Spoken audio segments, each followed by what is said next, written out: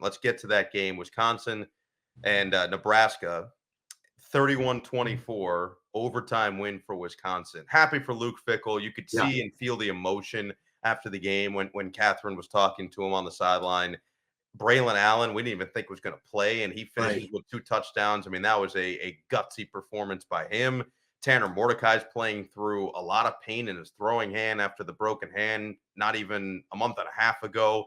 He has a screw in there. He's playing with padding on his hand. So that felt like Wisconsin football in the win. But Chubba Purdy played very well. He had the 2 touchdowns in the first quarter. He didn't really make any critical mistakes. He did throw the interception on the last play of the game. It was inconsequential. It was a 4th and forever anyway. Right. So technically it'll count as a turnover, but realistically, that was a no turnover game for a Nebraska offense that couldn't stop turning the football over. I think we were really excited that it was just a really competitive game, a lot on the line with bowl eligibility. So big for Wisconsin. I think Nebraska is going to have a legitimate shot against Iowa next week, just based on what we saw as well.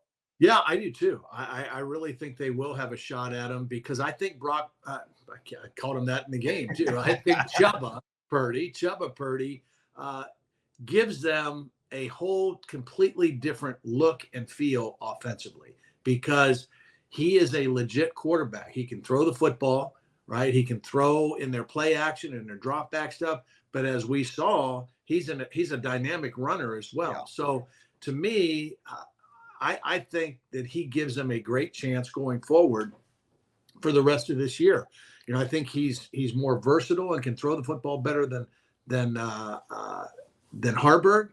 I think that right now he's got more confidence and more moxie to him than Jeff Sims, who just had such a tough year with the turnovers that I don't know. I think he's gun shy a little bit, So I think Purdy gives them the best chance going forward. You got that defense. They can run the football. They're good up front. I think they should be, even though they lost, they should be very encouraged coming out of that game by what Purdy showed. Now, with Wisconsin, you're right. Luke Fickell, man, that was just a big sigh of relief because the expectations were huge and they've really let down here the last few weeks. And, I don't think he thought Braelon Allen was going to play. I really don't. Oh. I think, they were thinking, look, I'm not going to play you if you're going to run like you did last week. Cautious, tentative. If it's bothering you, don't play. But Yakimelli didn't play either, and he's got an oblique injury. So they were down to Aker. We thought that Yakimelli was going to still play. And I think Braelon Allen probably said, look, I'm ready to play. Let me play. And when he ran hard and ran with toughness, they just kept playing him. And I think he showed his coach something, and he showed us something with his toughness in playing that way. And obviously, Mordecai playing with pain and dealing with what he's dealing with. That was a gritty, gutty win and a much needed win for Wisconsin. Yeah, I think a lot of people probably weren't paying attention to exactly the intricacies of what went on in the game, but everything you just mentioned, because it has been disappointing from a record standpoint for Luke Fickell this year. And I think a lot of the Wisconsin fan base has probably been underwhelmed with what they've seen in some ways. But they've been playing for a chunk of the season without the starting quarterback, who is highly experienced and highly talented, that they expected to have, who's also a leader. He's soft-spoken, but his energy does permeate through the team. So They were missing him. Then, of course, Ches Malusi goes out a month into the season. They had this unbelievable 1-2 punch where both these running backs were rushing for over 100 yards, it felt like, every week. And they were dynamic because they did different things. So Malusi is gone. And Phil Longo, the offensive coordinator, has told us he was their most explosive player. So he's out.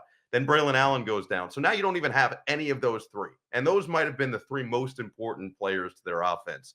Their defense was still playing well. They just couldn't generate enough points. So I understand where the frustrations are. I just feel like there were reasons for that frustration that aren't being talked about enough, that aren't being at least saying, all right, we get it. Maybe they should still keep winning. They should have beaten Indiana. They should have beaten Northwestern. I get all that.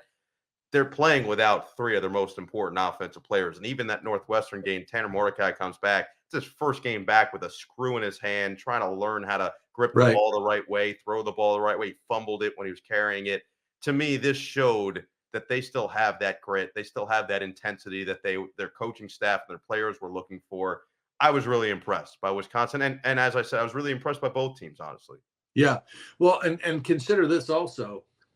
In that game Saturday, Wisconsin played without their best deep threat wide receiver, too. Bryson Green was injured, did not play in the game, transfer from Oklahoma State. And then defensively, Luke said to us and told us all week, we got to get off to a better start. We got to play well early. We got to have some good things happen early. Well, they didn't play well early. Nebraska scored on their first possession, and they were having trouble stopping Nebraska and slowing them down.